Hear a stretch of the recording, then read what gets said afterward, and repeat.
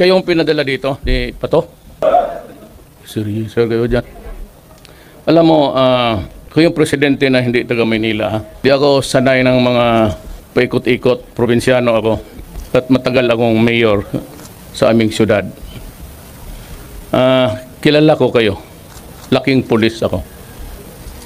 Ayaw ko na lang magyabang kung bakit, pero laking pulis ako. Alam ko kayo diretso-diretso.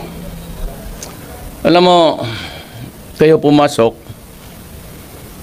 isip siguro ninyo, paging pulis, pag may baril, may badge, yun na yun. At naghahanap ng hanap buhay, dagdag sa sahod ninyo. Alam ko na ang sahod ninyo maliit. Kaya nga ako naghanap ng pera at inuna ko kayo. Talagang kayo by the end of this year, dublado na ang sweldo ninyo. Kaya naman, meron talagang mga kagaya ninyong mga ulol na ugok. Putang ina, hindi kayo na gusto niyo mas habang pulis kayo, mas marami. Yan ang problema ninyo. Gusto ko yung ihulog dyan putang inang Pasig na yan.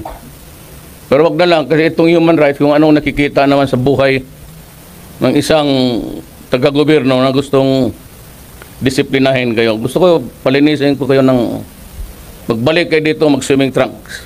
Linisin niyo yung Pasig River. Inumin niyo kasi madumi. Putang ina kayo. Bata pa naman kayo lahat. Kailangan ko ng pulis sa South. Kulang ang pulis sa Basilan kasi maya't maya pinagpaputok-putok yung mga istasyon doon, ubos. Kayo, lahat ngayon nandito. Kasali kayo sa task force sa South. Padala ko kayo sa Basilan. Tumira kayo doon ng mga 2 taon. Kung lumusot kayo buhay, balik kayo dito. Kung doon kayo mamatay, sabihin ko sa pulis, wag na magasto na para dalhin pa kayo dito, doon na kayo ilibing. Wala naman kayong mga... Doon niyo pakita yung kalukuhan ninyo. Hindi ako mag-retraining. Anong retraining ko sa inyo? Putang ina, tapos na training ninyo araw-araw. Ano retraining ko? Yung utak ninyo. Hindi ko madala yung ganun eh. Gayat kayo sa akin, hintayin ninyo kung matapos na pagka-presidente ko. Magbarilan tayo. Kala siguro ninyo na let's check kayo, papatulang ko talaga kayo. Prepare to move out. I'll give you 2 weeks from now, 15 days.